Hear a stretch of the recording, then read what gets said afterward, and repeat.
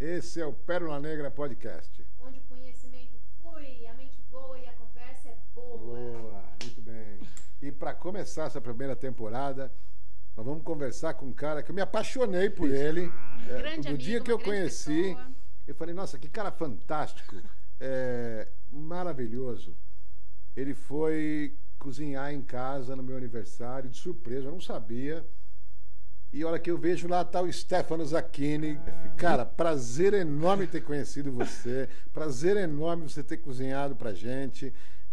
Eu aprendi, depois de alguns contatos que a gente teve, a respeitar e admirar esse cara. Bem-vindo, Stefano Zacchini. Gente, que prazer. Prazer enorme. Muito obrigado pelo convite. Muito obrigado por estrear, né, esse podcast com vocês. Chefe. Então, pra mim está sendo maravilhoso. E eu faço das suas as minhas palavras. Porque quando a gente foi lá, acho que vocês não sabem, mas de Personal Chef foi um dos nossos primeiros eventos depois que eu já estava legal. com a minha esposa. Sim. E o Mariana, gente, pra quem não sabe, foi aqueles clientes que viraram amigos. Então, que a gente acompanha sempre, conversa sempre. E grande prazer estar aqui. Muito E obrigado. tem uma promessa que você me fez, que é voltar em casa. Sim. A gente, de surpresa, nós vamos fazer um almoço, um jantar, com o que tiver na geladeira. O que tiver na geladeira. Olha, Esse é um desse desafio. tipo de Nós desafio vamos que eu filmar gosto. isso aí, hein? Bora, É legal, fechado. bacana, Eu bacana. não acho difícil não, viu, meu amor? Eu não acho difícil não, porque, olha, aquele almoço que nós fizemos, você fala que ficou apaixonado por ele, né?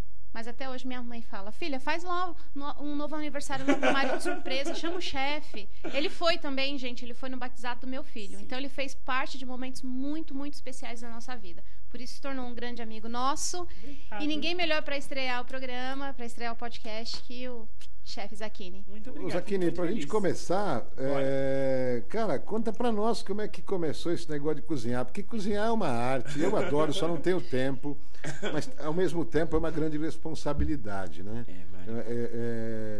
Tem que fazer com paixão, com carinho, mas com muita técnica também, né? Sim. Não adianta você sair cozinhando sem conhecer os produtos, sem conhecer combinação de O processo, sabores, né? Existe um processo pra qualidade. Como é que começou na sua vida essa coisa de cozinhar, cara? Como é que aconteceu isso?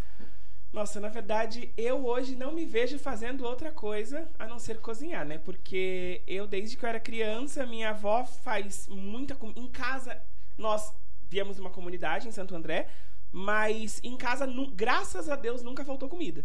E minha avó cozinha muito bem. Meu bisavô é italiano e teve 7 filhas. E todas as filhas cozinham muito bem. Então, minha avó era sempre mesa cheia, sempre muita comida, e eu sempre lá. Minha avó materna é italiana, eu sei como é isso. Não é? uma maravilha, É bem isso. Muita comida. Muita né? comida, muita comida. E eu falo muito disso porque, tipo, massa, macarrão. Macarrão é uma coisa acessível para todos porque é farinha e ovo. Então eu lembro da minha Quem avó. não gosta, né, e de quem macarrão, não gosta. pelo amor de Deus. E minha avó fazendo macarrão que hoje, né? Hoje a gente fala, a gente chega num restaurante e tá lá escrito massa artesanal. É aquela coisa chique, elegante, gourmetizada. Minha avó fazia macarrão conversando com você, olhando lá, cortando o espaguete e Essa fazendo. coisa mais normal Simples do do arroz mundo. feijão, né? Exato. A minha Exatamente. mãe tinha 15 irmãos. Aos domingos, nem sempre iam todos, mas no domingo se reuniam todos para ajudar a minha avó materna a fazer a massa.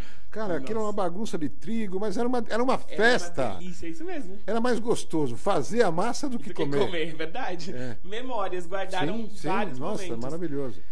E eu, com minha primeira memória cozinhando, assim, que eu consigo me lembrar é com 8 anos de idade. Minha avó fazendo pães lá e eu com a mão na massa, fazendo junto com ela.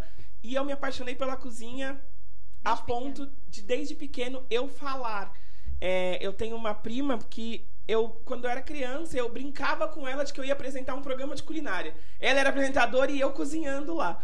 Então, foi desde sempre. Eu acho que... Como é que é o universo, né, cara? Você quis isso com Não todo é? o seu coração. Com E hoje todo- você faz isso. Exatamente. Maravilha. Eu fiquei sabendo, eu te acompanho desde então, né? Desde a época do Masterchef, porque foi a primeira temporada, né? Depois você voltou no Masterchef a Revanche, Isso, mas a primeira temporada meio que foi novidade pra todo mundo, né? Primeira temporada lá em 2014, que eu fiquei em 7º lugar na primeira temporada, que foi o boom do reality show gastronômico no país, Foi. porque não tinha isso, né?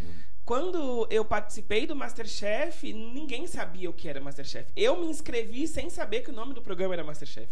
Então... Você vai falar disso, mas eu quero que você continue falando pra gente não perder essa linha aí. Você começou com 8 anos, você tem quantos anos hoje?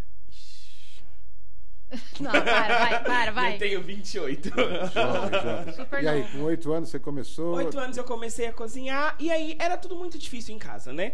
Aí eu estudava de manhã, na época, e aí teve uma excursão da escola, que na época era pro extinto Play Center, né? E aí eu pedi dinheiro pra minha mãe pra pagar essa excursão, minha mãe falou, não tenho, não adianta, não tenho esse dinheiro. Na época eu lembro ainda que o valor do ingresso era R$36. E minha mãe falou que não tinha como, e eu entendi porque nós não tinha recursos, né? E aí, graças a Deus, a gente tem vó, né? Vó sempre dá um jeitinho, né? Quando não é aquele o presentinho, aquele dinheirinho vai pra exatamente assim, sabe?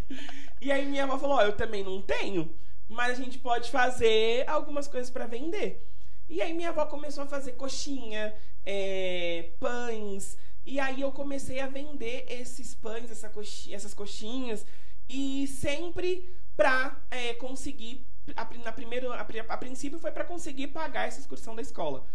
E aí, claro, não foi de primeira, porque eu lembro que eu vendi o salgado a R$1, e aí tinha que tirar para comprar os insumos novamente, então eu acho que eu vendi uma semana até conseguir pagar essa excursão. E eu lembro que uma professora minha da época, olha como é a confiança, né? Uma professora minha da época, eu nem sabia, mas ela já tinha ido na diretora da escola e deu um cheque. Ela falou, o Stefano vai pagar, mas eu vou dar um cheque meu. Olha. Quando ele pagar, a gente... Depois que eu fui descobrir isso bem mais pra frente. Mas aí eu comecei a vender esses salgados que eu ajudava minha avó a fazer e eu vi que deu um retorno. Eu vi que eu consegui um dinheirinho antes, né? Um dinheirinho pra pagar a excursão. E aí no dia da excursão eu lembro que eu, além de pagar a excursão, e naquela época, né, criança... Pra gente, o ápice era, além de... Não quero levar lanche. Vamos levar dinheiro pra gastar no Play Center. Na cantina. E aí eu lembro que eu ainda consegui o dinheiro pra levar, pra gastar na excursão. E aí eu acho que ali eu me descobri na cozinha e eu não me via fazendo outra coisa. Eu estudava de manhã, ia pra casa... Finalizava as coisas, minha avó deixava a coxinha pronta, essas coisas. Então eu chegava em casa, fritava, finalizava, coxinha, esfirra. E aí você começou a vender sempre. E aí comecei a vender sempre. Todos os dias eu batia a sua avó, olha como avós são importantes, né? Sim. Ela te deu duas lições, né, cara? Te ensinou a cozinhar. A pescar. E te ensinou a pescar, empreendedorismo. Exatamente. Coisa que a escola ainda não ensina hoje em dia. Verdade. Ela te ensinou a empreender. Que maravilha. Sua avó tá viva ainda? Tá viva. Que maravilha, cara. Dá parabéns pra ela de novo. Chega lá e dá um beijo nela e fala, vó, eu te amo mais do que nunca. Cara, que maravilha isso, hein? Sim. Que maravilha. Também teve uma reviravolta aí, né? Uma coisa que eu ouvi, você começou a ouvir os seus clientes, entender o que seus clientes queriam. Sim. Isso desde pequeno você já teve essa percepção, né? Porque minha avó fazia muito salgado. Isso. Minha avó fazia pão, minha avó fazia coxinha, minha avó fazia esfirra. Italiano, né? Massa. Ela gostava de fazer uma massa. E aí, os meus clientes começaram a pedir outras coisas. Começaram a pedir, mas só tem coxinha, só tem esfirra, só tem não sei o quê. E aí, eu comecei a dar uma pesquisada. Naquela época, não tinha acesso à internet. O único acesso que eu tinha a receitas novas, a doces, a sobremesas, era as revistinhas na banca de jornal, que muitas das vezes eu não comprava. Eu chegava na banquinha do seu Alípio, lembro até hoje, pegava a revistinha, ele deixava eu ler, devolvia lá e deixava lá.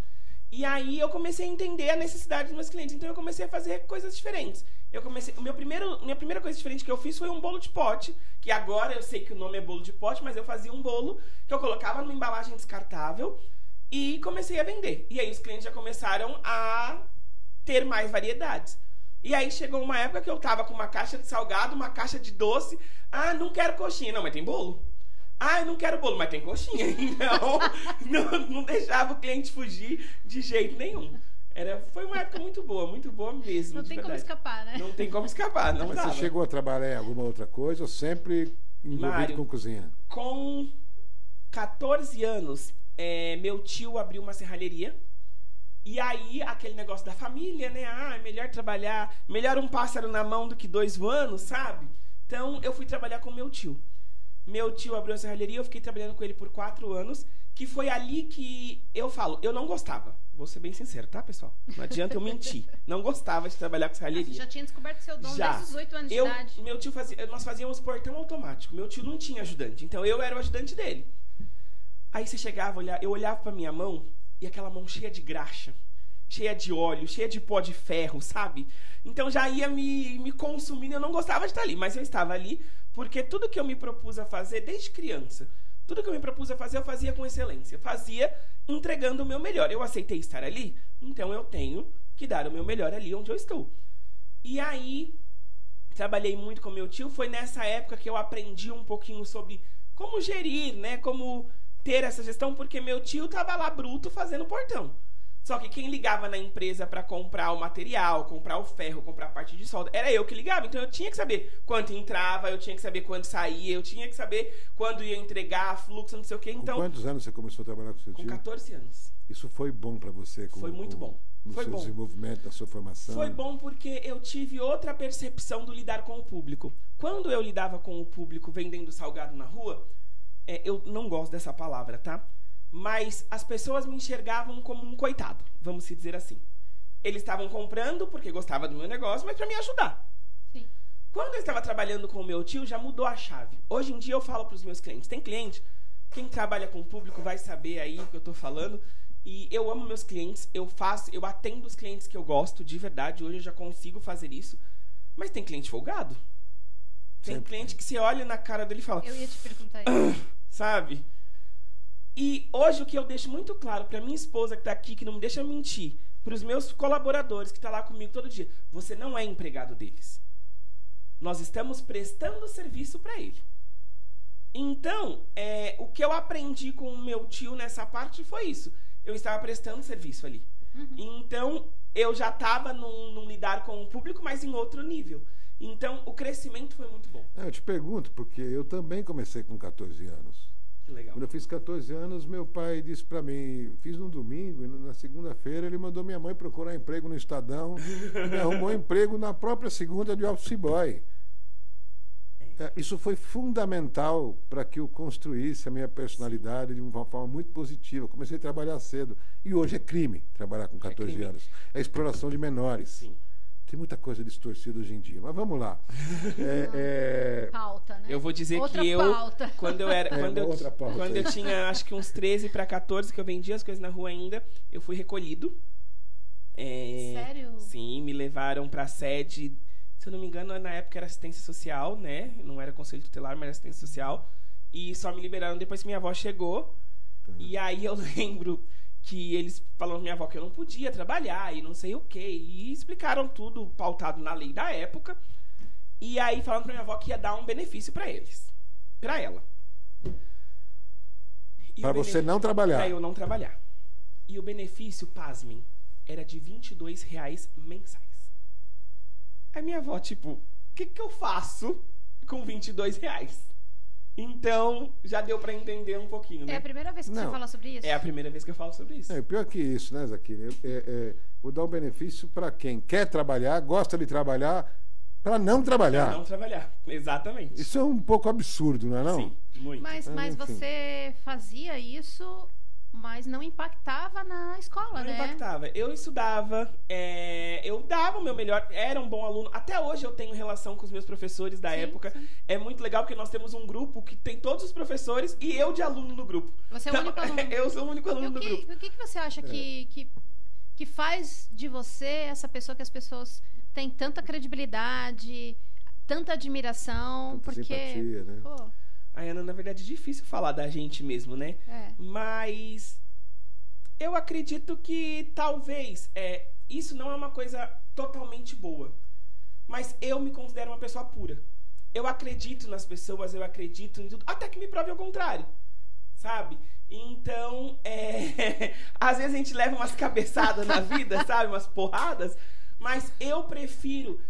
tem uma pessoa que eu admiro muito, muito, muito mesmo, que é um grande gestor não vou citar nomes, mas quem me conhece sabe de quem que eu estou falando, que ele não tem mensura, ele não consegue mensurar quem está fazendo a obra junto com ele ali. E uma vez perguntaram para ele, mas e o senhor confia em todo mundo? O senhor nem conhece todo mundo?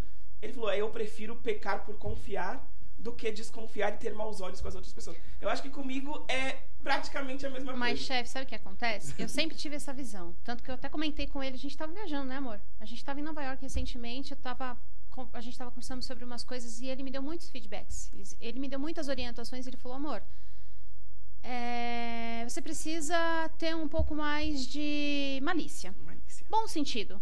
Por quê? Eu tinha essa mesma filosofia. Eu prefiro confiar primeiro para depois desconfiar, porque eu não quero ser... Eu achava que isso seria até uma coisa... ser mal amado, não confia em ninguém, desconfia de todo mundo. Eu até criticava minha mãe, que minha mãe também é taurina, muito parecida com ele, e eu falava, eu prefiro confiar nas pessoas do que ficar desconfiando de todo mundo. Que felicidade a gente tem de desconfiar de todo mundo, de pisar em ovos. Taurino confiar vai muito. Chefe, até levar várias boladas nas costas, tá? Só pra dizer. Eu dei exemplo pra ela. Muita bolada. Que signo você é? Então, eu não acredito muito, não sigo muito signo, né? Mas eu sou de novembro, então as pessoas falam que eu sou escorpião. Escorpião. Não, eu também não sigo, mas eu sei que eu tenho todas as características do taurino. Entendi. Eu sou teimoso, eu sou perseverante, então tá bom, sou taurino. Nossa, teimoso. Agora, vem cá, vamos taurino. lá. Você também é taurino? Você não é teimoso, né? É que as pessoas confundem. Não é teimosia, é determinação, não é isso? É teimosia? Não vou teimar com você agora. Ixi, perfeccionista. Você é perfeccionista? Raisna também? Raisna não... Sabe de nada também. Dezembro, Capricórnio. Vamos lá. Controla. Um pouquinho. Controla. E depois que você trabalhou com o seu tio, você voltou a cozinhar? Então, eu trabalhando com o meu tio, trabalhei com ele até os meus 18 anos. Ele casou na época, né? E a esposa dele da época foi uma pessoa que acreditou muito em mim. Muito, muito mesmo. Era aquela pessoa que falava pra ele, o menino tá aqui, mas ele não quer fazer isso, não adianta. Vamos procurar alguma coisa pra ele fazer e não sei o quê. E me incentivava muito, muito mesmo. Até que um dia ela viu as inscrições do Masterchef, que não era Masterchef pra gente ainda na época, tava tendo umas propagandas, né, uns comerciais na Band, ainda não era tinha nome, né? E aí eu lembro que a chamada era, se você gosta de cozinhar ou tem alguém na família que gosta de cozinhar, vem pra cá. Vem cá, deixa eu me posicionar. Antes de ir pro Masterchef, você nunca estudou culinária? Foi estudei. Sempre autodidata? Sempre autodidata. E isso é muito bom você falar, porque eu isso também nunca falei. Na época, eu acho que com 14 anos, 13 para 14 anos, na escola tinha... Era um projeto do governo que era o sábado... Eu não consigo me lembrar. Era uma atividade complementar da escola, que aos sábados a escola abria para a comunidade, e aí tinha cursos e não sei o quê. E aí, né, na minha escola, com 14 anos, eu ensinava mães da comunidade a fazer pão. Tipo, você era voluntário. Eu era voluntário, nunca nem tinha estudado, não sabia, mas vocês verem como era aquilo mesmo que eu queria da minha vida. Não tinha outra... Você teve a sua avó, né? Sim, pois é. Mas curso mesmo nenhum. E aí você se inscreveu? A tia, né? Então, até essa história da inscrição foi muito doida, porque eu não queria me inscrever. Ela viu esse comercial e ela, vamos se inscrever? Aí pra ela, eu falo isso muito abertamente, porque antes isso era uma coisa que eu não tinha resolvido comigo mesmo. Eu falava pra ela assim, umas 3, 4 vezes que ela falou, vamos se inscrever? Eu falei, não, você acha o quê? Preto, pobre, favelado vai fazer o quê na TV? Era essa a minha percepção. Você tinha essa visão? Eu tinha esses preconceitos contra mim mesmo. Mas por algum motivo? Eu acho que... Ou por crenças da sociedade? Não, eu acho que por crenças da sociedade. Eu acho que por vários julgamentos na rua, quando eu vendia as coisas. Sim. Então eu não acreditava que era capaz. Uhum. E aí ela sempre insistiu. E tinha que gravar um vídeo pra mandar pra Band. A inscrição só era concretizada com um vídeo. Então nem adiantava ela me inscrever lá. Se eu não fizesse o vídeo, não ia surgir. Até que ela insistiu. E aí tava tendo a Copa de 2014. 2014 a Copa? Foi isso mesmo, né? Foi. 2014. Copa de 2014, nós estávamos na casa dela assistindo o jogo. Que foi o jogo do 7-1 do Brasil, tá? Nem lembra da tragédia. Foi esse dia. Essa é outra pauta. Foi esse dia. E aí, a gente tava na casa dela e a gente ficou tão decepcionado com o 7-1 que ela falou, vamos comer, vamos fazer uma coisa pra comer. E aí eu fui pra cozinha. E aí eu cozinhando e ela gravando sem eu nem perceber. Até que ela editou o vídeo, mandou o vídeo e depois que ela me falou que mandou o vídeo você pra não Band. precisava fazer depoimento nenhum, Não, só precisava ter um vídeo. Isso. Tá. E ela, vamos fazer uma coisa diferente, vamos fazer uma coisa sofisticada. Gente, eu fiz crepe, eu fiz um crepe de chocolate com morango lá e tá. E aí eu fiz, ela mandou o vídeo.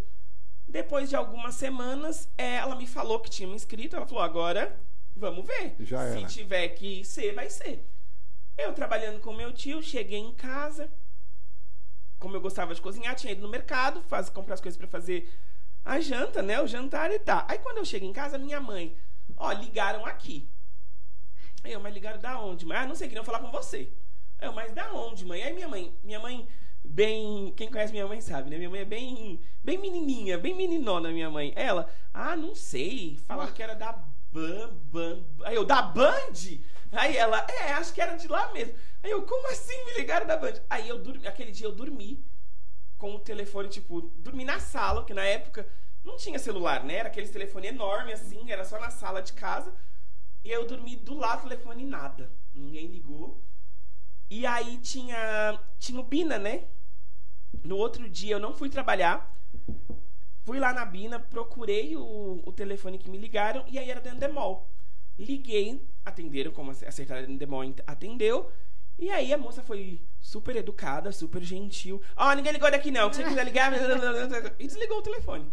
Falei, então não era pra ser. Nossa, passou pela sua cabeça, perdi uma chance. Acho que eu não tava nem esperando, mas fiquei ansioso, né?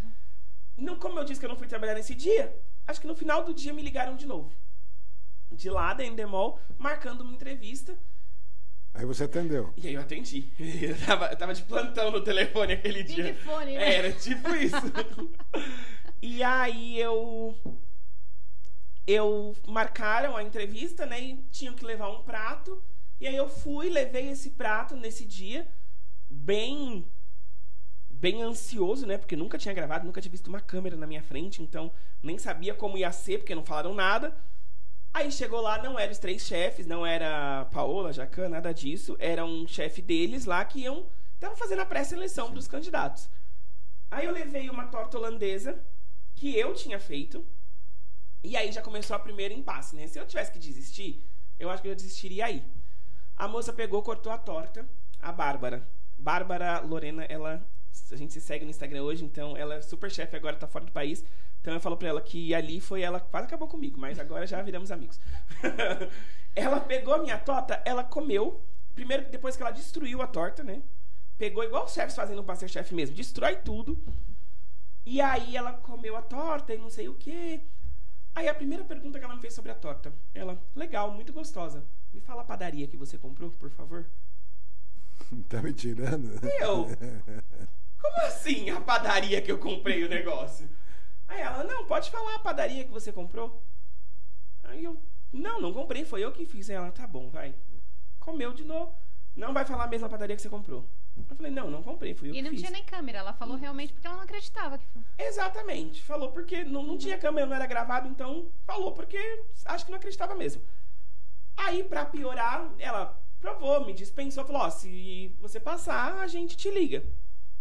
Eu, na porta da produtora, da porta da Endemol, ela me chama, ela fala, tem certeza que foi você que fez a torta? Eu, velho, eu já te falei que foi eu que fiz a torta. Ela me joga um papel e uma caneta. Joga, literalmente. Ela pegou o papel e a caneta. Então, toma.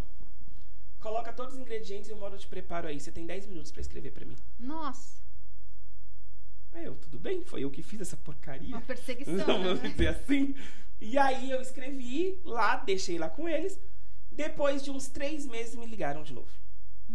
Porque demorou bastante. E eu pensei até que nem tinha passado mais, nada disso. Depois de uns 3 meses eles me ligaram. Me ligaram não, mentira. Eu recebi um e-mail, minha caixa de e-mail, dizendo assim, um e-mail enorme, né? Tipo assim, uma foto mesmo. Quando abri pra clicar e baixar a foto, era até umas luzinhas, sabe? No e-mail. Parabéns, você é um Masterchef. Falei, nossa, já entrei no programa mesmo, já comemorei, já liguei pra minha tia que tinha me inscrito, não sei o quê. E aí era só a primeira seleção. Passaram o endereço que a gente tinha que estar no outro dia de manhã era no estádio do Pacaembu.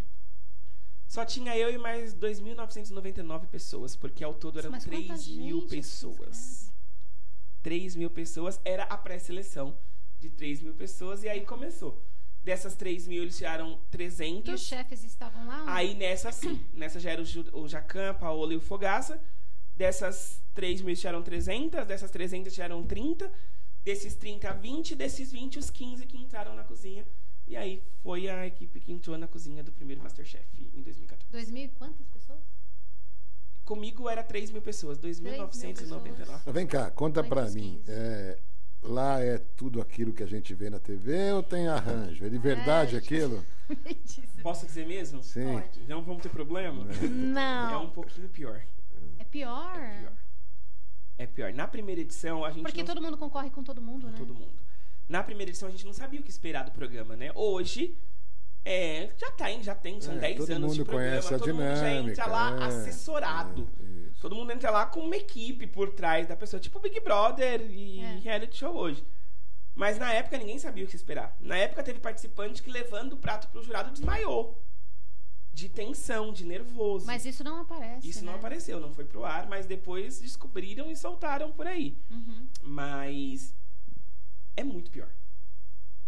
Pra mim, hoje, eu acho que ficou melhor por já trabalhar, né? Já ter essa lição com as câmeras, já saber o que falar, saber o que não pode falar. Porque tudo que você fala no Masterchef se torna uma proporção que você não tem noção do que é. Você sabe que eu acho que pro profissional ou pra pessoa que passa por essa provação, por essa exigência, isso é bom, cara, porque vai fazer você crescer. Fortalece. Vai fazer você tirar de você o melhor. E aí nós vamos diferenciar os homens dos meninos, né? Sim, exatamente. Entre aspas. Porque os meninos, ou quem não está preparado, ou as meninas, vão ficar no meio do caminho. Verdade. Quem passar por aquilo é um vencedor, cara. Isso e mesmo. você vai passar maior, né? Com certeza. Mais preparado, mais pronto, mais maduro. Sim. Eu não acho ruim isso, não. Isso deve ser de propósito, mas é uma pressão que deve ser difícil de enfrentar. A pressão acontece por trás também, nos bastidores. Assim, por exemplo, uma coisa que sempre, assistindo reality, uma coisa que sempre fica muito nítido pra mim, principalmente no finalzinho. Ninguém se vê mais como parceiro. Ninguém suporta mais ninguém, né? Ninguém suporta mais ninguém. É tipo isso. É porque... Pô, esse cara vai me ferrar, não vou falar, não vou mostrar que eu tô usando, não. Na primeira temporada, eu sempre fui uma pessoa muito de boa, muito tranquila. Fácil de lidar, sempre muito tranquilo. Só que na primeira temporada, eles sabiam da minha vulnerabilidade na época. Então, era todo momento muito ataque. Muito ataque. Só que qual era a sua vulnerabilidade? Vamos dizer assim, pra eles, a vulnerabilidade ele não teve acesso ao que nós tivemos, tipo, culinária, cultura. Eu ouvi de uma participante assim, não, eu acho que dessa prova você não vai passar, porque eu comi isso em Nova York, tipo, a semana passada à noite. Você mandou ela merda? Esse é o problema, eu não mando ninguém a merda. Esse é o problema, entende? Às vezes é necessário. Por isso que tá no grupo dos professores. Às vezes é necessário. O Mário é excluído do grupo. Mas, esse é o problema. Pra mim, naquele momento, eu não entendi isso como um ataque. Eu acho que... Ela passou? Hoje em dia eu não sei nem cadê mais ela. Não, ela não passou. Não, algumas... Então você mandou ela merda, de um outro jeito. Exatamente. Isso aí, você foi melhor do que ela. Mas era isso que eu penso, porque naquela época, eu tipo, com a minha ingenuidade, vamos dizer assim, sério, não, mas como que é? Me fala, tipo assim, não como um ataque. Eu não tinha entendido aquilo como um ataque. Hoje eu vejo que foi algo pra tentar me desestabilizar. Sem dúvida. Mas... pra mim, ela não conseguiu. É engraçado como as pessoas têm a facilidade de fazer isso, ou quem é mais inocente tem mais dificuldade de perceber isso, né? Verdade. Às vezes é a personalidade da pessoa, quer se mostrar superior, né? Sim. E com certeza tem gente assim. E se tratando de pressão, igual você perguntou, né, se nos bastidores era pior, eu não sei. Não estou questionando é processo, a gente tem que passar. Mas na época eram 17 participantes dentro de um camarim menor que esse estúdio. Então, pra chegar um momento da gente não conseguir olhar mais na cara dele. Tipo, não quero mais olhar na cara dessa pessoa. Vamos dizer assim. É um teste emocional, um teste deixa emocional. de ser. Sim. Porque é isso que gera audiência. O entretenimento, né? É esse que gera o entretenimento de hoje em dia. Exatamente. Sim. Mas não reclamo de nada. Foi uma experiência incrível da minha vida. Incrível. Que foi aí que no final, né, dessa experiência do primeiro Masterchef, que veio a oportunidade de trabalhar com o chefe Eric Jacan. Olha que legal. Você mandou ela merda mais uma vez. 2 vezes. Duas vezes. E continua mandando, né? Ô, Zaquini, tem algumas coisas, alguns momentos da nossa vida que nos fazem maiores, né, cara? Momentos ruins e momentos bons. Eu fui agora de moto do Ushuaia para o Alasca, 90 dias, uma aventura Acompanhamos. Não, show de bola. É uma aventura que eu estava planejando há muito tempo, adoro andar de moto, e foi uma coisa muito legal. Mas o Mário que saiu do Ushuaia é diferente do Mário que chegou no Alasca. Eu amadureci muito, cresci muito, evolui muito, porque não é fácil ir do Ushuaia para o Alasca de moto. É frio, é calor, é chuva, é intempérie, é tombo, é risco, é passar por países paupérrimos, por fronteiras que são uma zona. E aí eu quero te perguntar o seguinte: o Zaquini que começou o Masterchef, o Zaquini que terminou o Masterchef, quanto ele é maior do que o Zaquini que entrou? Nossa, é bem complexa essa pergunta, porque eu sempre falo, né? A gente vai chegar lá, mas o Masterchef, pra mim, em 2014, depois de todo o processo, que eu trabalhei com o chefe Jacan e não sei o quê, e voltei pro Masterchef em 2019, e hoje em dia, vamos falar do Zaquini que entrou em Masterchef em 2014, e do Zaquini 9 anos depois, que é o de hoje, né? Zaquini antes do Masterchef e Zaquini depois do Masterchef. Primeiro, eu sou uma pessoa totalmente segura agora. Dizendo da minha profissão. Antigamente, eu não tinha segurança nenhuma. Eu não sabia o que fazer, eu não sabia o que falar, eu não sabia como ia ser, eu não sabia qual seria a proporção do prato, não sabia. Então, isso me gerava uma insegurança. Hoje em dia, eu não sei tudo, mas eu sei me virar. Você sabe o que é bom. Eu sei o que é bom.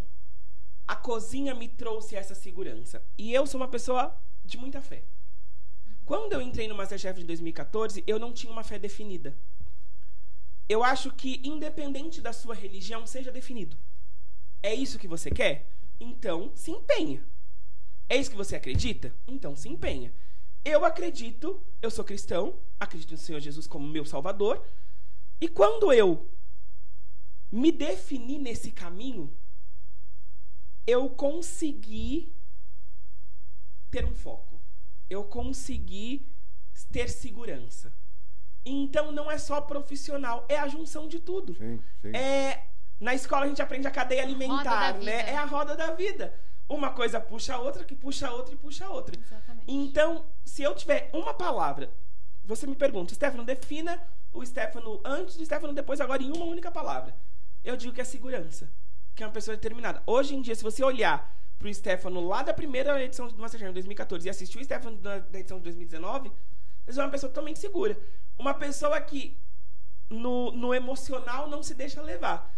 Aconteceu um episódio no Masterchef de 2019 que eu entrei no Masterchef até com um receio. Porque eu falei, gente, eu trabalhei com o chefe Jacan, ele é um jurado do programa até hoje. Se eu fizer alguma merda, vamos se dizer assim, eu tô ferrado, né? Tô ferrado, porque eu já sou conhecido. Então, dos que entrou, eu era um dos participantes que mais tinha seguidores nas redes sociais. Falei, e agora? Se eu fizer uma merda, eu tô ferrado. Aí, no primeiro episódio, eles tinham que escolher com quem duelar. Se fosse em 2014, eu ia ser o primeiro a ser escolhido, porque, vamos já eliminar esse menino e acabou. Em 2019, eu fui o último a ser escolhido. Aí opa, peraí que tem alguma coisa aqui que eu não tinha enxergado antes. E foi isso. Então, nessa parte, fizeram acordos comigo e não cumpriram. Então, que muita gente hoje me fala nas redes sociais, Akine, você ainda é amigo de fulana, ela te trapaceou no programa e não sei o quê. Gente, tudo bem, não sabe? Então, eu acho que a palavra seria segurança. Muito bem, legal, legal. Sensacional. Eu acho que, inclusive, segurança é algo que todo mundo busca o tempo todo, né? E quanto a gente vai evoluindo, obviamente, Sim. a gente vai tomando, né, a proporção do quanto a gente é bom em determinada área, mas o próximo passo também a gente busca por isso, né? Eu não posso dizer que eu não tenho medo, porque o medo é uma coisa... O medo é importante. O medo é importante, é uma coisa o medo corriqueira. nos porque mantém vivos. Eu escutei de um Exatamente. piloto Nos uma vez de defende. avião. Nós só não Nos podemos deixar o medo nos dominar. É isso aí, muito bem. Teve uma situação agora que aconteceu, há alguns dias atrás, eu veio pra minha esposa e falei, aconteceu um convite e eu não aceitei de cara, sem nem falar com ela. Aí depois eu parei pra pensar, eu falei, mas por que eu não aceitei? Porque eu tava com medo. Aí ela, e você não me falou porque você tava com medo? Mas como assim? Então vamos pra cima, porque já que deu medo é por sinal que vai dar certo. Então, e o medo não pode nos parar, o medo não pode neutralizar. Uma coisa que ela me fala sempre é, você tem fé? O medo, ele é inimigo da sua fé. O medo, ele neutraliza a sua fé. E o que é verdade, quando você tá com medo, você para. Eu acredito Quando você tá com nisso. medo, você retrocede, você vai pra trás. Então, Você deixa de explorar você todo o seu deixa de explorar. potencial. Se Né? você tivesse medo de fazer essa viagem, você ia chegar, Mas eu sempre tive medo. Você acha que você não tem medo Mas de não pegar deixou uma ele moto se e parar. viajar 30 mil quilômetros? mas você não deixou ele Mas de eu parar. não deixei ele me parar. Exatamente. A minha determinação foi maior que o meu medo. É isso que você está Exatamente. falando. É isso mesmo. O medo não pode nos dominar. O medo me fazia ser cauteloso. O medo me fazia Exatamente. ser cuidadoso.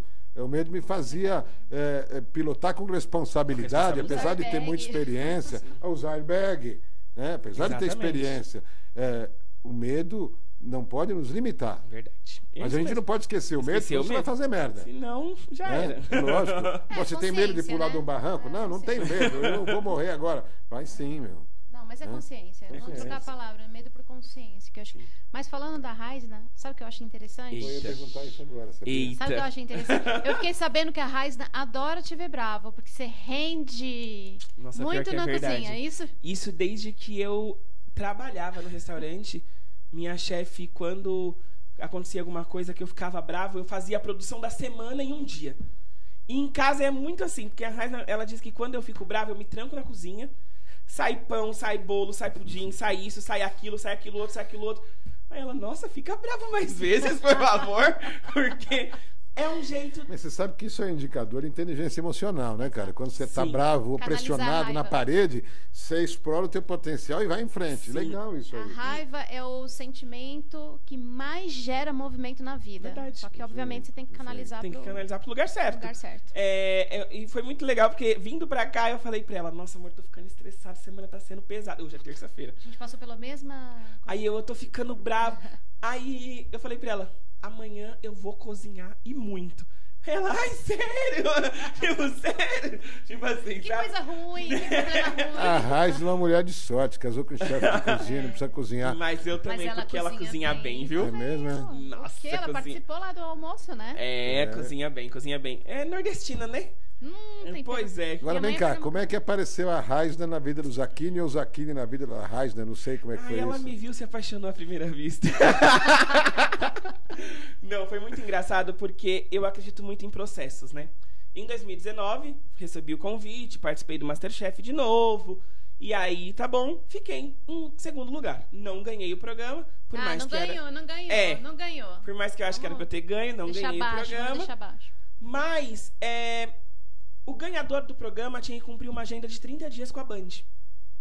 Quem não ganhasse, já assinava o contrato, finalizava e Tava tava livre liberado. pra fazer o que quisesse. E rolou uma grana nesse prêmio aí de segundo lugar? Não. Nada, gente, não ganhei R$1 da TV Bandeirantes, é o que me perguntam Não, sempre. mas você ganhou experiência, Ganhei, com certeza. ganhou oportunidade. Sim. né? E aí, tava tendo um evento na igreja que eu vou, e esse evento era uma vigília de jovens. Ia começar 11h30 da noite e ia acabar 5 da manhã. Se eu tivesse ganho o MasterChef, Você não com ia estar certeza casado não com a estaria lá. Raisna. Olha que maravilha, então você ganhou. Pois é. E aí, o pior é que ela nem tava nesse evento, né? Nesse evento, me conheceram do MasterChef, a parte da mídia da igreja me conheceu do MasterChef. Ai, vamos fazer uma entrevista? Vamos. Fizemos uma entrevista. Algum tempo depois, ela lá na cidade dela, em Indaiatuba, eu aqui em Santo André. Ela é de Indaiatuba? Ela é de Indaiatuba. Achava que você era de Santo André também. Não, Indaiatuba. A mãe dela me viu e falou, olha, filha, quem é da igreja também? O Stefano do Masterchef. Ela, ai, mãe, não quero ver vídeo nenhum, não. Aí, mesmo insistindo, a mãe dela mostrou e ela viu o vídeo. E aí a tua sogra te adora também, né? Minha sogra me ama, não tem jeito. Como sempre, primeira sogra. Primeira sogra. A minha também, um beijão. Não, eu percebi, já sei disso. Aí, ela mostrou pra Raisna viu o vídeo, sei lá, e começou a me seguir no Instagram. Só que a Raisna é muito tímida, e eu também sou muito tímido. Eu falo pra Raisna que as conversas que nós tivemos antes de namorar, eu nunca tive com mulher nenhuma na vida e com ninguém na vida, porque eu sou uma pessoa muito tímida. A pessoa me pergunta como faz pra chegar na rua Silva Bueno, que é aqui perto? Você vai falar, é só descer a rua, não sei o que lá. Eu vou falar, moço, olha no GPS, tchau. Eu sou muito tímido, não consigo. É da sua essência. É da minha essência. E aí a Raisna pega e me manda uma mensagem no Instagram, ela tinha uma meta na igreja dela lá, que a nossa igreja é muito grande, só que tem as igrejas individuais, né? Tá. E aí ela tinha uma meta na igreja de conseguir print pro Instagram. Pra quem que ela pediu? Pra mim. Chegou lá e falou, muito formal. Chegou lá no Instagram, olá, boa noite. O senhor cordialmente poderia não sei o que, não sei o que. Nossa, que menina estranha. Tipo assim. Aí eu peguei, fui lá, respondi ela, mandei o print que ela precisava. E fui stalkear, né? Que eu sou desses. Aí fui stalkear, nunca, né? Não sei o que, beleza, tá. Aí comecei a fazer um monte de pergunta pra ela, achei ela interessante. Aí eu fiz um monte de pergunta pra ela. Me deu um bloco no primeiro dia. Virou assim e fez assim pra mim. Isso era 8 horas da noite, tá? Mandou assim. Mas no próximo podcast eu vou pedir pra ela vir e falar a importância da mulher se valorizar. Tá, porque ela falou assim pra mim. Olá, boa noite. Amanhã, ou sei lá como ela falou, que não ia responder minhas perguntas, porque não é inteligente uma mulher solteira conversar com um homem solteiro essa hora. E me bloqueou. Muito bem, muito Aí bem. Eu falei, gente, quem essa menina pensa que é? Eu vou pra Indaiatuba agora. Como assim? Aí no outro dia, ela me desbloqueou e mandou bom dia. Aí eu falei, pois eu sou difícil. Foi lá e bloqueei ela também. Eu já vi essa história. Pois é. Aí, assim surgiu, começamos a conversar. Depois, aí ela me mandou uma mensagem. Mandei o meu WhatsApp pra ela. Ela não me chamou no WhatsApp uns 2, 3 meses. Aí, chega um belo dia, eu recebo uma mensagem assim. Oi, tudo bem? Golpe. Oi, tudo bem? Eu tô fazendo um curso de panificação, só que todas as vezes que a gente come o pão, eu fico com azia e queimação. O senhor sabe me dizer por quê? Eu quase falei pra ela, minha filha, eu não sou médico. Eu sou cozinheiro, não adianta. Mas ali começou e aí a gente começou a conversar. Tivemos muitos empecilhos pela distância. E você foi para Indaiatuba a primeira vez ou ela veio para Santo André? Eu fui para Indaiatuba a primeira vez porque nesse meio desse caminho ela passou por um problema de saúde e eu estava no Espírito Santo. A mãe dela, a gente não tinha nada ainda. A gente conversava. A mãe dela me liga e fala, olha, eu tô no hospital, a Raisna tá internada e ela pediu para não te falar nada. Ela acabou de passar por uma cirurgia, mas já tá tudo bem. Aí eu me vi que eu já estava apaixonado, né? Porque eu me desesperei, eu queria cancelar meus compromissos que eu tinha na cidade para ir ficar com ela, para ir ver alguma coisa. E aí eu fui pra Indaiatuba. E aí eu fui pra Indaiatuba a primeira vez. Na segunda cirurgia, né? Não lembro. Tá chorando por quê? Que lindo, que lindo. Amor é lindo. E aí foi assim, e nós fizemos tudo certo.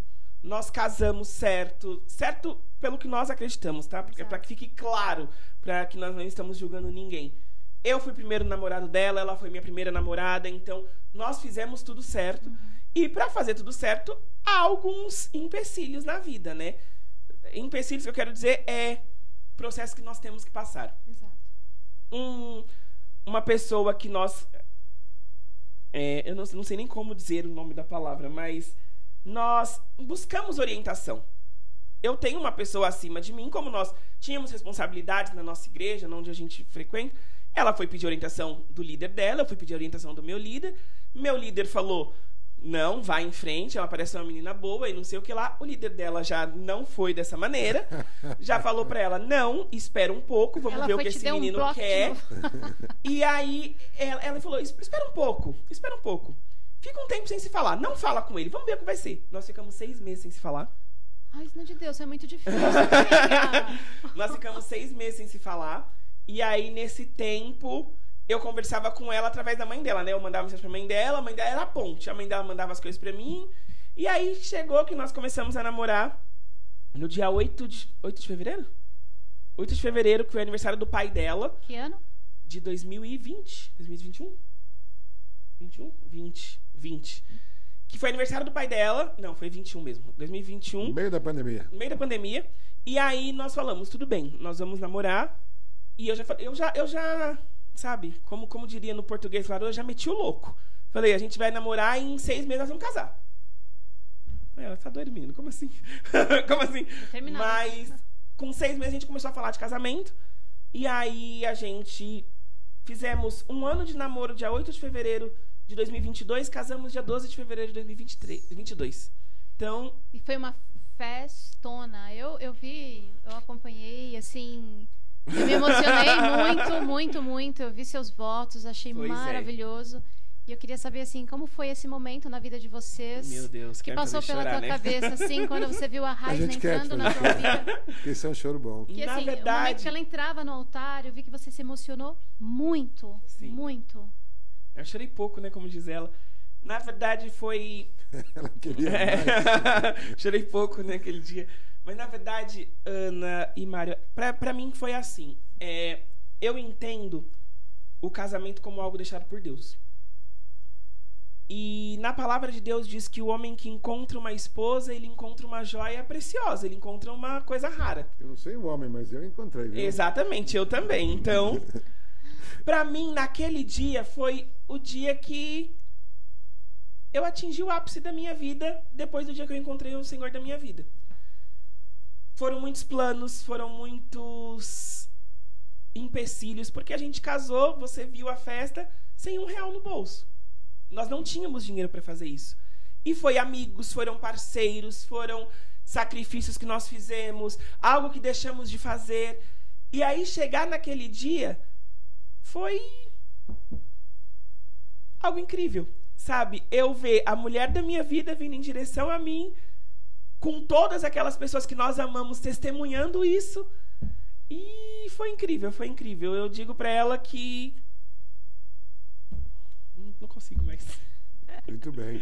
Não dá, Cara, não dá. eu vou te falar, em tempos de relações tão fluídas e tão efêmeras, é bonito escutar o amor, escutar que o amor ainda existe, né? Isso é legal. Pessoas jovens, é legal. né? É legal. Mas tratar isso com responsabilidade. Uma última coisa que eu tenho, não sei se vocês querem já encerrar esse assunto, mas eu acho que a gente é feito A de gente não quer momentos. encerrar nada, cara. A gente quer que você fale. Eu acho que é feito de momentos e propósitos. Se eu tô falando isso é porque alguém precisa ouvir isso. Nós chegamos lá porque nós escolhemos fazer parte do amor inteligente. Hoje em dia eu acredito que o coração, ele é algo enganoso.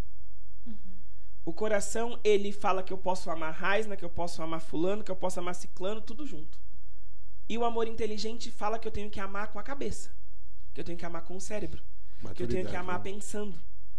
Então, nós só chegamos lá porque nós cumprimos o amor inteligente. Nós seguimos o amor inteligente. O amor é uma escolha, chefe? Bom, eu não sei se o amor é uma escolha, eu sei que eu escolhi amar. É lógico que é uma escolha. Eu poderia escolher só andar de moto, ponto. Acabou, não vou amar ninguém. Pode ser. Mas eu escolhi casar com você. Verdade. E o Mário é uma pessoa muito livre, né? Uhum. E eu não fui tão difícil quanto a Raisna. Foi. Nós ficamos Não, lá mas eu não fiquei 6 meses, também, não. Eu fui, acho que dei menos tempo, assim. Foi. Mas eu não confiava mais no amor. Eu não acreditava mais no amor. E pelo Mário ser muito livre, eu falava, eu acho que nossas vidas são muito diferentes, não vai dar certo. E a gente teve, né, uma experiência, foi depois como um você, término. a gente ficou um tempo sem se falar, para ver se aquilo era de verdade mesmo e tal, e foi legal. E depois... Mas hoje em dia, não sei se foi o seu caso, também não estou aqui como coaching de relacionamento. Matrimonial. Matrimonial. Mas pode fazer Não uma sou- hora não sou extra, essa vai. pessoa. Nem eu. Mas hoje em dia eu acho que as pessoas não acreditam no amor por um simples fato. Vulnerável. As pessoas, elas estão e são traumatizadas. Quem não acredita no amor hoje Passou é por porque algum trauma. sofreu algum trauma no passado. E não acredita, trauma, decepções, e não acredita que tem alguém que possa mudar isso. Porque assim, eu não sei se eu posso falar de fé, mas já que a gente já começou, Deve. vamos Pode falar falar o de que você tudo. quiser. Vamos falar de O que tudo. você quiser. Aqui a conversa é Eu boa. creio num Deus que ele é autor do amor. Eu não tô falando da igreja, tá? Mas Deus é amor. Deus é amor. O amor Sabe? salva, né? Ele é o autor do amor. Então, se ele é o autor do amor, ele cura, ele sara, ele transforma a ferida em cicatriz. E a cicatriz, o que minha esposa sempre fala quando eu tenho um exemplo. Eu passei por 2 sociedades extremamente duras para minha vida. Extremamente duras. E hoje, quando fala de sociedade, eu já tenho um pé atrás em sociedade. Só que o que minha esposa fala, o que ficou das sociedades hoje em dia? Cicatrizes. A cicatriz vai te lembrar de não cometer o mesmo erro que você cometeu antes. Então, eu acho, meu recado é para quem está assistindo a gente, creia no amor, mas faça a escolha certa. Creia no amor inteligente. Isso aí. Acho que é isso. Sensacional. Isso aí, legal, muito bom, Bela- muito bom. Agora, vamos bela falar mensagem. do Zaquini daqui a 5 anos, cara. Como é que você se vê daqui a 5 anos? Meu Deus! O que você quer ser Daqui 5 daqui a... anos, rico, famoso, muito bem... Mentira, tô brincando. Aí Tô todo brincando, mundo tô brincando, quer, né? Todo né? mundo quer. Ele não quer nada de diferente. Nada de dela, diferente. né? Não, mas eu acho que o Zaquini daqui 5 anos, se eu estiver aqui ainda, porque eu sou muito bem resolvido com essa questão. Acho que tudo na vida é um ciclo. Talvez meu ciclo nessa terra possa se encerrar daqui a pouco. Eu quero estar inspirando pessoas. Esse é o seu Minha propósito. meta de vida é inspirar pessoas. Eu amo dar aula, eu amo ensinar, eu amo cozinhar, mas eu quero inspirar pessoas. Eu quero ter a minha família bem de vida, claro. Por que não? O mesmo Deus que eu falei que é Deus do amor é o Deus da riqueza. Sim, então, sim. eu quero estar bem E de vamos vida. combinar, né? Ganhar dinheiro não é crime. Pois É o é. resultado Fazer do do dinheiro seu esforço. Deus, aí sim. Honestamente, você pode ser milionário. Isso não é Exato. crime, Ser escravo, cara. Isso é né? mérito Dependente. seu, né? Exatamente. Hoje criminalizam o sucesso, Verdade. né? Criminalizam quem ganha, quem tem.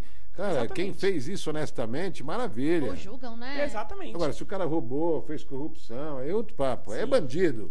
Verdade. Mas, Isso cara, o que move o mundo é você poder crescer com o seu próprio esforço. Sim. Então, maravilha, Realizar cara. seus sonhos. Queira ser milionário cozinhando. Não, mas amanhã. exatamente. Exatamente. Eu quero ter minha rede de lojas, ainda não tenho a minha Loja loja de aberta. quê? Eu quero ter minha confeitaria, meu café, que legal, sabe? legal, legal. Ter um lugar que as pessoas consigam, entendam o que eu vou falar, tá? Provar um pedaço do Zaquini. Mas vocês entenderam o que eu quero dizer, Ó, sabe? fica em cima dele, né, Raio? Fica não, em vocês cima entendem dele. o que eu quero Fica em dizer. cima dele. Mas porque assim, eu cozinho com muito amor.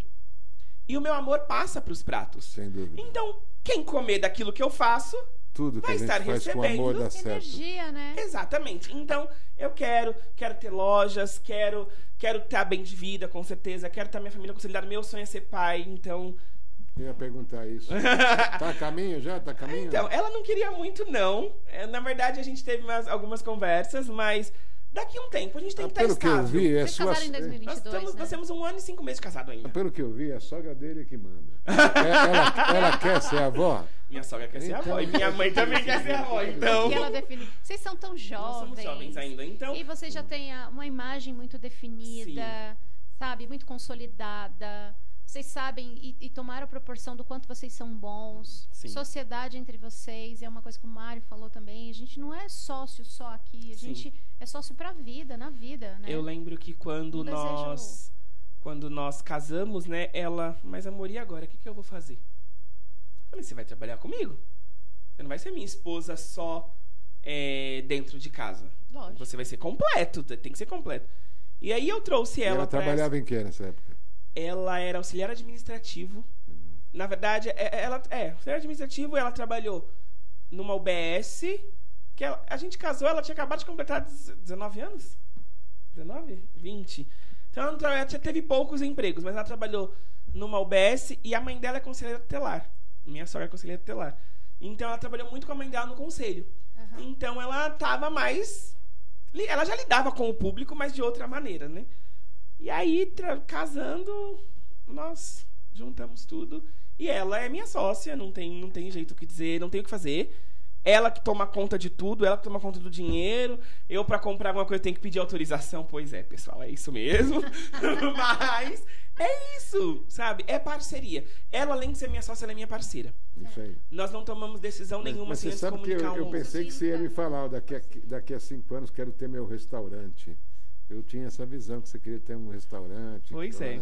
Não tem essa... Então, eu quero ter a confeitaria que é quase a mesma coisa, vamos dizer assim. Por quê? Eu sou mais do doce, eu gosto mais de fazer doce. O doce é sua paixão, né? Doce é minha paixão, mas uma coisa que eu quero muito, que é o primeiro contato que eu tive com vocês. Eu amo quando o cliente abre as portas da casa dele para eu estar lá cozinhando. Então, por mais que eu tenha 100 lojas, eu não vou parar de fazer o personal chef, porque eu amo o personal chef. Eu amo estar ali captando as emoções das pessoas. Porque eu lembro do seu almoço, do seu aniversário, que tinha alguém que não comia carne, comia só purê. Eu acho que era seu neto. que era? Acho que era seu neto. Era o Theo. Era o Theo, isso mesmo. E aí eu fui lá, não tinha o purê, eu preparei um purê só pro Theo. Eu captei a imagem. E ninguém me falou nada. Eu lembro que a sua filha tava dando do purê dela pra ele. Eu fui lá, levei um prato e entreguei. Ah, era o Johan. O Johan, tanto que ela tentou fazer o purê em casa. Eu dei a receita. E aí, eu gosto disso, eu gosto de captar as coisas, sabe? E eu acho que esse contato eu vou ter diretamente na casa do cliente. Então, o personal chef é uma coisa que eu nunca quero parar de fazer. Legal, legal. E a lua de mel de vocês foi em Santa Catarina, né? Pois é. Ô, tempo bom. Como é que foi a lua de mel? Foi legal? Sim, nós ganhamos de presente, né, de um amigo nosso. Nós ficamos num resort, nossa primeira experiência no resort, nunca tinha ido num resort. E eu lembro que foi muito engraçado, né? Os matutos, né, gente? A gente não tinha experiência nenhuma. Deixa eu falar um negócio. Quando você vai no resort, você fica julgando a comida lá ou não? Falando, pô, isso aqui tá errado. Na verdade, eu não fico julgando, mas tem coisa que eu não como, não adianta. Gente, não tem como. Tem coisa que eu não como. Eu lembro que a gente falava assim, é muito engraçado porque a gente não sabe... Gente, eu vou ser bem sincero, posso? Vou entregar meus pecados aqui. Quando a gente casou, eu nunca tinha viajado, Mário. Nunca tinha viajado pra lugar nenhum. Aí o Paulinho, que é nosso amigo que deu o resort pra gente, falou, ó, podem ir, o resort é all inclusive. Tá, e o que é isso? E o que é isso?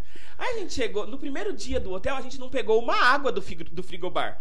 Eu falei, e agora, se a gente tiver que pagar, a gente tá frito. Aí depois a cabeça, né? Depois eu fui pesquisar o que era inclusive. Gente, não, tá tudo incluso, então bora, vamos. A gente ficou 15 dias no resort. Sem parar. Comendo, bebendo, tudo, tipo, provando, fazendo novas experiências e, tipo, memórias. Foi um lugar incrível que eu falo pra ela que quando nós tivermos condições, nós vamos voltar, porque é nosso sonho.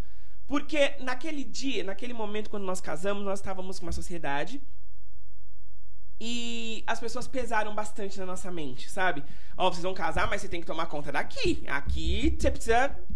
Então, a gente aproveitamos muito. Mas poderíamos ter aproveitado muito mais. Claro. Então... Ô, chefe, me fala uma coisa. Você participaria de outro reality? Sim. Você gosta, né? Eu gosto de reality, gente. Eu tô suando, gente. Quando eu começo a me empolgar, eu sou, tá bom? Fiquem tranquilos. Eu gosto dessa emoção, sabe? Eu gosto dessa adrenalina. Da competição. Eu gosto. Não adianta, eu gosto. E Masterchef, participaria de novo do Masterchef. Eu acho que o único reality show que eu não participaria na vida... Posso falar? Eu até sei qual é. Posso falar? Pode. Lógico. Não vai ver, você sabe qual é, Ana? Qual é? É ela que manda. Você quer saber a minha opinião? Que você acha? A Fazenda. Você acha que eu não participaria da Fazenda? Não. Não? Não. Então. Eu acho que o único que eu não participaria da vida era o Big Brother. Ah, tá. O Big Brother não participaria da vida. Eu acho que a Fazenda... A Fazenda tem muito... Nossa senhora, gente. É briga do começo ao fim. Eu acho que a Fazenda... Na verdade, eu acho não. Lá. Eu falo pra minha esposa que se me convidarem, eu vou. Pra Fazenda? Pra Fazenda eu acho que eu iria. De Deus, você não dura.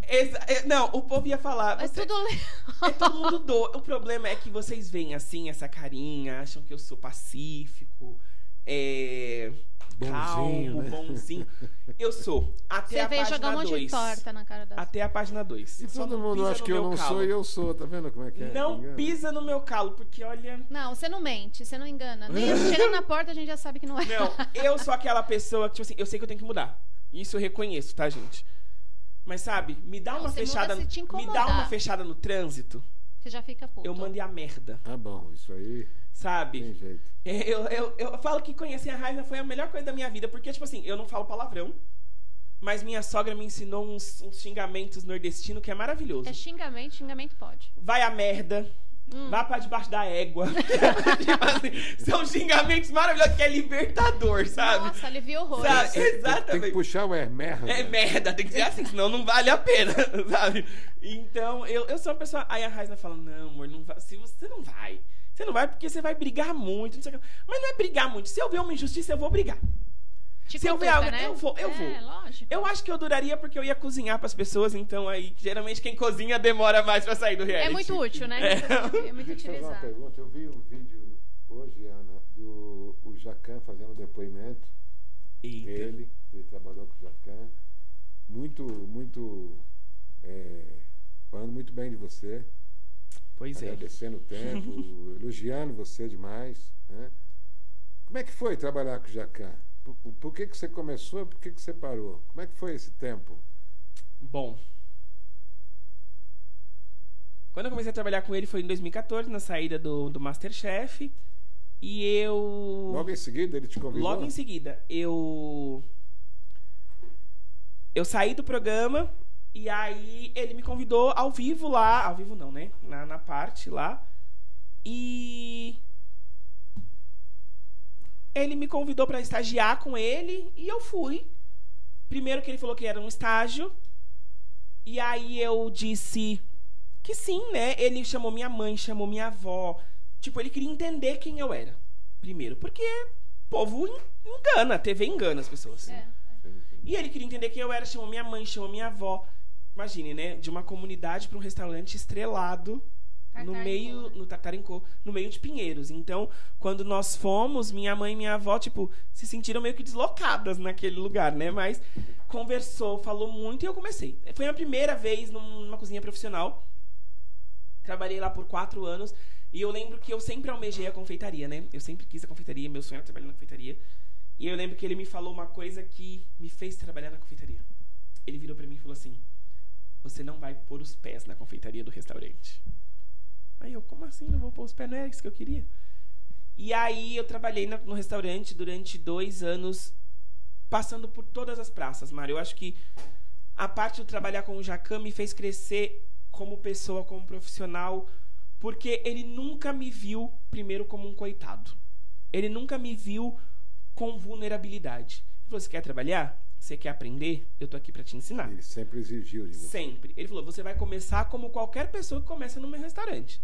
Eu ganhava o salário que todos ganhavam. Eu ganhava R$1.000 na época, que era o salário mínimo da época.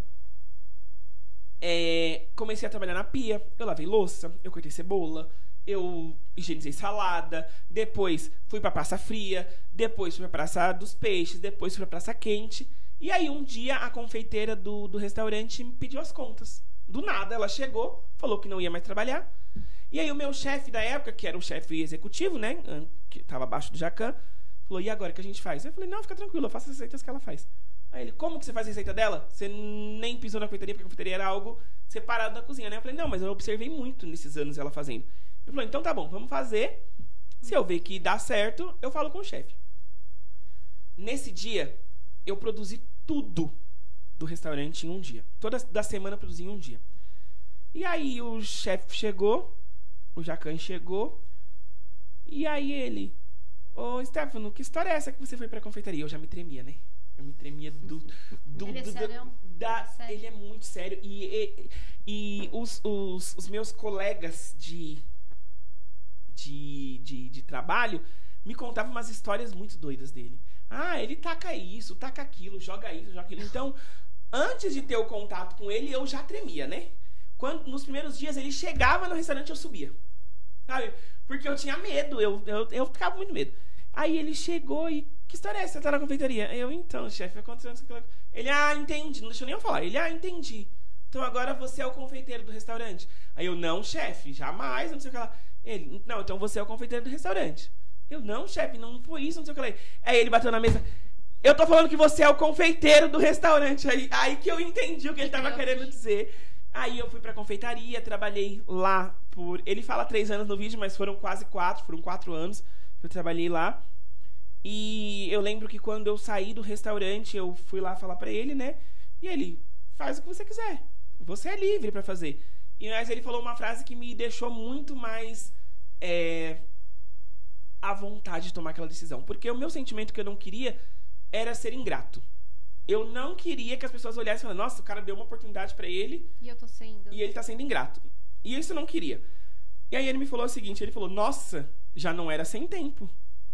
Tipo assim, vai, tchau, voa.